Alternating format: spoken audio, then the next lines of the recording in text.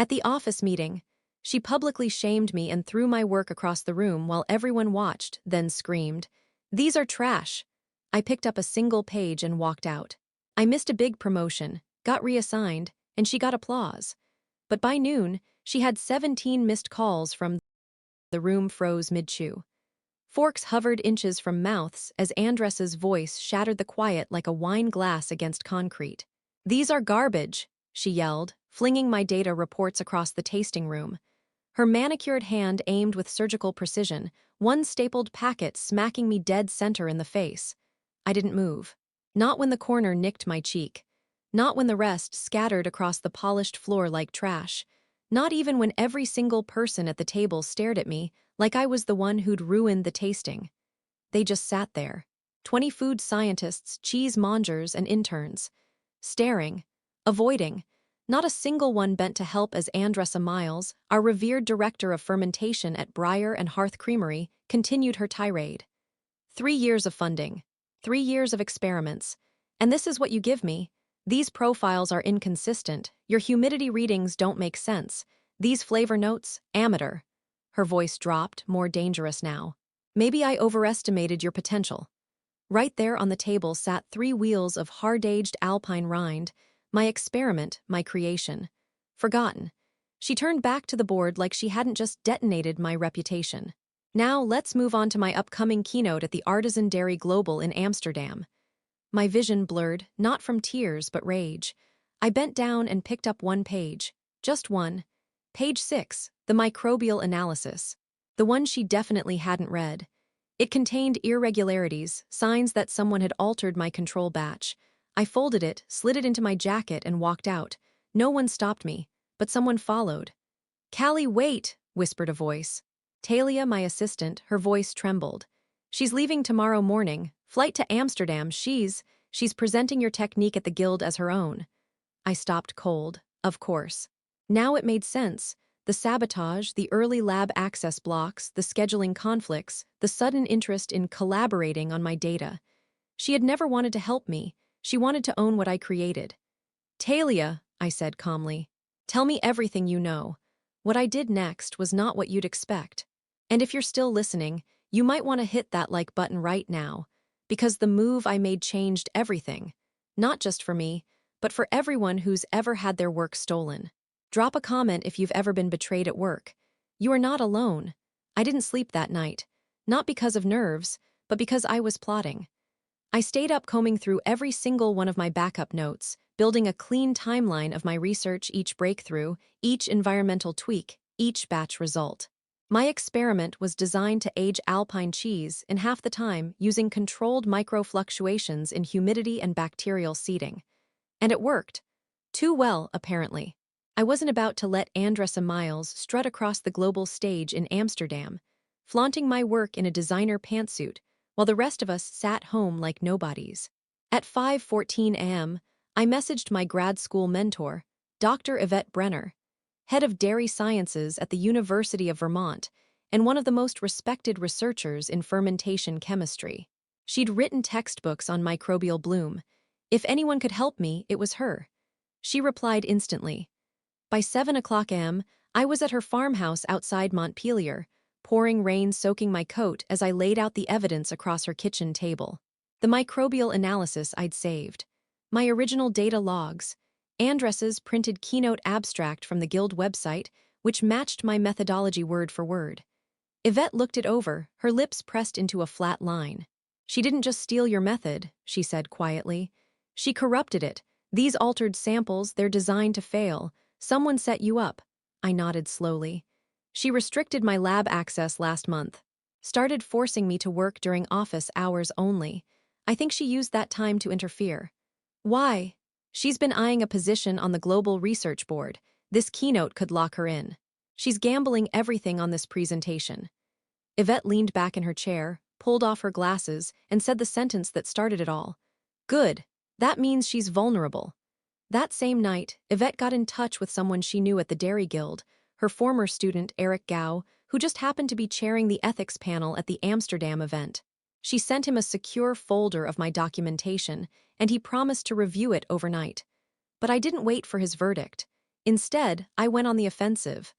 By noon the next day, I was boarding a flight to Amsterdam on my own dime. I didn't need an invitation. I needed a plan. Andressa was staying at the Waldorf Astoria, booked in a suite for 2 weeks, complete with spa packages and a personal driver, paid for by Breyer and Hearth. Guess what I booked? The room directly across the hall. I arrived the night before her keynote. The jet lag hit hard, but adrenaline kept me upright.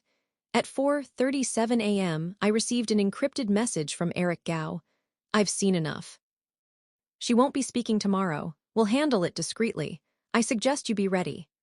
At 7:00 a.m., Andressa's presentation slot was pulled. At 8:05 a.m., she stormed into the conference office demanding an explanation. And at 8:42 a.m., she stood outside her suite, screaming into her phone, demanding the guild reverse their decision, swearing Sue. I opened my door just as she turned. You, she seethed. I smiled. Good morning, Director Miles. How's the jet lag? You think this proves anything? You're just bitter. No, I said calmly. I'm just getting started. Her face paled when I showed her my guild badge, an official speaker's badge. I'd been slotted into her keynote slot with full guild support. My name was on the program, my face on the flyer. I closed my door before she could speak. The keynote? Packed. Over 600 attendees, every seat filled. I walked on stage and said what she never could. I didn't come here to sell a product. I came here to change an industry. The applause after my 40-minute talk nearly cracked the walls.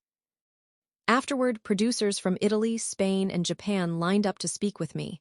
Not Breyer and Hearth, me, but the real twist. That came in the hallway later that night. Petra de Leon, Andressa's executive assistant back in Vermont, found me outside the hotel bar. I need to talk to you, she said, eyes darting. You followed her here. No, I followed you. Andressa wasn't working alone. The air in my chest turned to ice. She didn't just steal your work, she had help, higher up, someone on the company board, someone who's been doing this for years. I stared at her. Petra took out her phone and showed me screenshots of emails, buried deep in archived folders, between Andressa and Breyer and Hearth's CEO, Nolan Kerwick. They'd been coordinating the research theft for over a year. And mine wasn't the first. They target staff with promising innovations, Petra whispered, then isolate them, restrict their access, and quietly replace their credit before going public. My mind reeled. And I realized, taking down Andressa wasn't enough. It was time to burn the whole system down. The moment Petra showed me the emails, I knew I wasn't just a victim of theft. I was a target of an entire system built on theft. It wasn't just Andressa.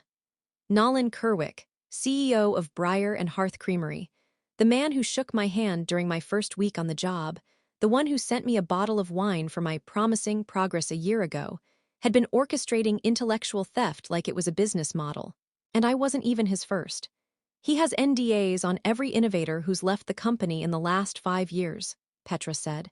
They bury people, fire them for performance issues, buy their silence, and then sell their ideas as proprietary research. Yours was just the one that slipped through the cracks because I couldn't keep quiet anymore. Why now? I asked, staring her down. Because I was one of them too, she said. My first year at Breyer, I came up with a fermentation monitoring tool. Nolan said it wasn't viable. 6 months later, it was patented under his nephew's name. I was too scared to speak up. Until I saw what they were doing to you. Petra had been secretly archiving evidence for months, emails, meeting notes, research access logs, security footage, everything. Why haven't you taken it to the authorities? I tried, she said. HR shredded my complaint. Legal threatened me with breach of contract. They have people everywhere. But you just took down Andressa Miles on an international stage. You're the only one who might actually have enough leverage now to finish this. I stared at her, then at the file of documents on her flash drive. Petra handed it to me. I want you to destroy them. I didn't flinch.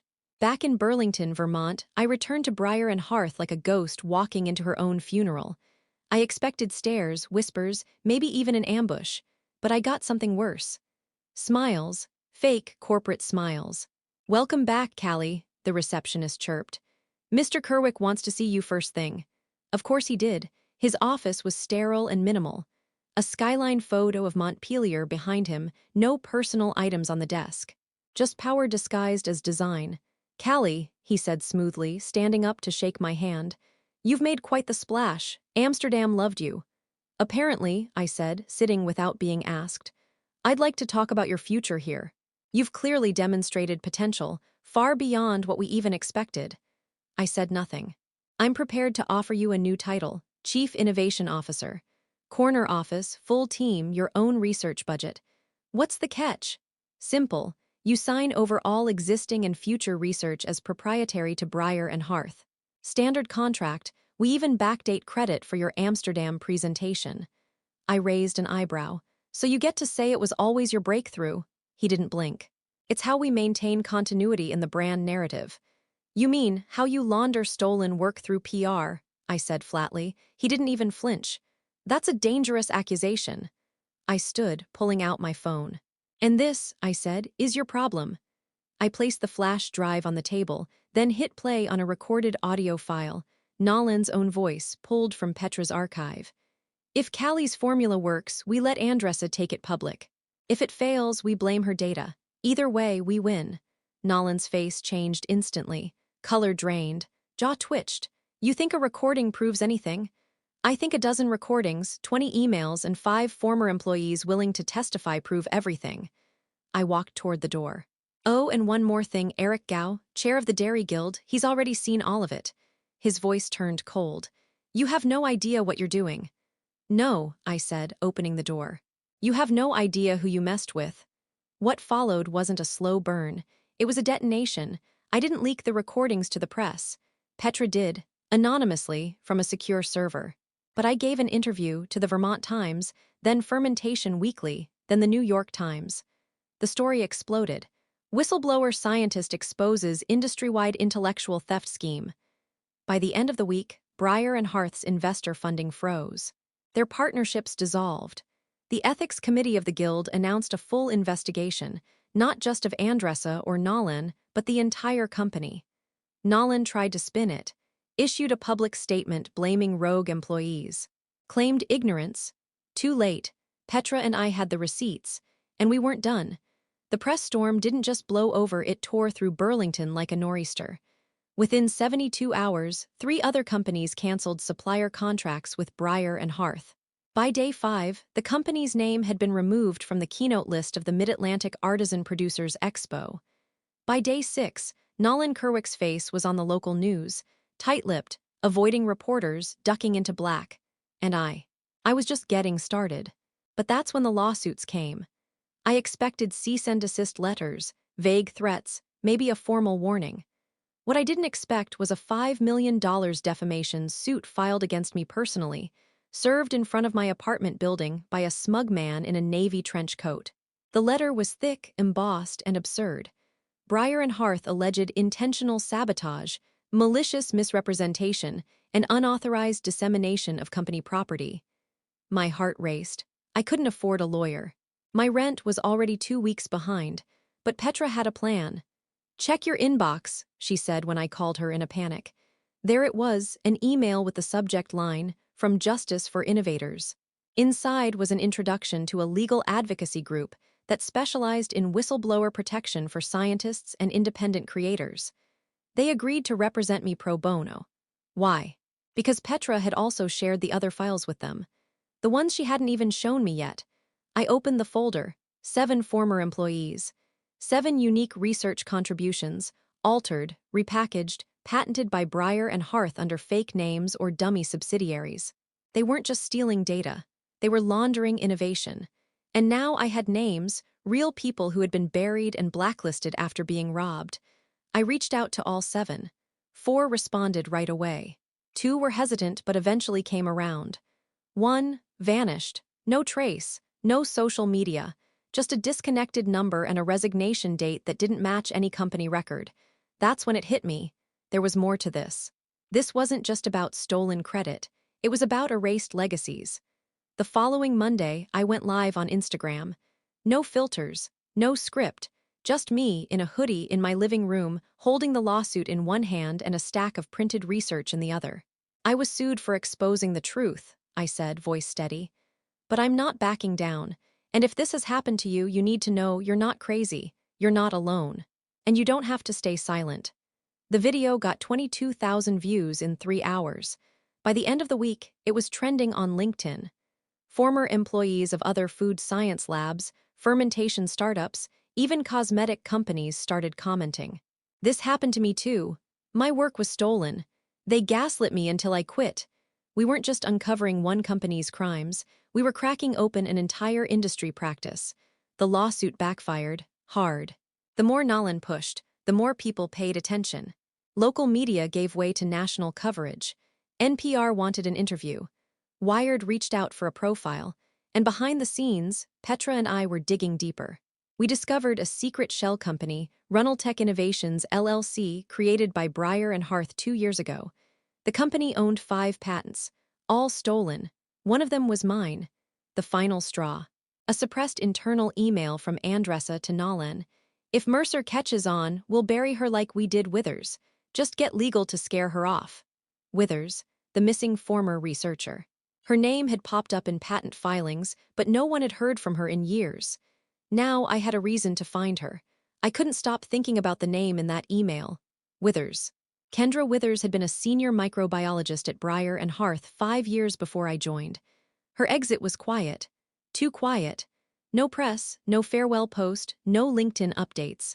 Just a vanished record and a patented formula for shelf-stable dairy proteins that was suddenly credited to Runneltech Innovations. Petra and I dug deeper. She found the HR record in an encrypted archive. Kendra had filed a formal complaint about IP theft in 2020. 3 weeks later, she resigned voluntarily. No exit interview, no transfer, just gone. That wasn't resignation. That was erasure. I needed to find her. I posted on every industry forum, sent DMs, reached out to alumni from her alma mater. No luck. But then a woman messaged me from a private Reddit account. "You're looking for Kendra Withers, you found her." We arranged a meeting, neutral ground, a coffee shop 2 towns over, no phones. Kendra looked different, glasses, hood up, hesitant. "I almost didn't come," she said. "They still watch me." "What did they do to you?" Her hands shook as she sipped her coffee. "They threatened to file a breach of contract lawsuit. Said they'd ruin my reputation. When that didn't work, someone broke into my apartment, stole my lab notes. After that, I disappeared." My stomach sank. Kendra's research was foundational. It had been co-opted, patented, then repackaged into consumer products sold in over 400 stores. She hadn't made a cent. She handed me a flash drive. "Everything, emails, lab data, dates, you take it from here. Just promise me bury them." I took her files straight to the legal team at Justice for Innovators. It was the smoking gun. They moved fast, filed for an injunction, alerted the Vermont state attorney, and brought in federal investigators. Because now it wasn't just intellectual property theft, it was fraud. The patents had been sold to investors under false pretenses, valuation reports signed with my name, Kendra's name, and 3 others, all forged. Nolan Kerwick was indicted within 72 hours. Andressa fled to Portugal under a different surname. And Breyer and Harth, the board dissolved it before the lawsuits bankrupted them completely. The facility was shuttered. Equipment sold off. Sign taken down. But the real revenge, it came in the courtroom, because I didn't just win, I testified, under oath, with my name on the record, while Nolan sat 10 feet away from me, sweating through his overpriced blazer. Kendra sat in the front row, back straight. Petra stood beside me as a formal witness.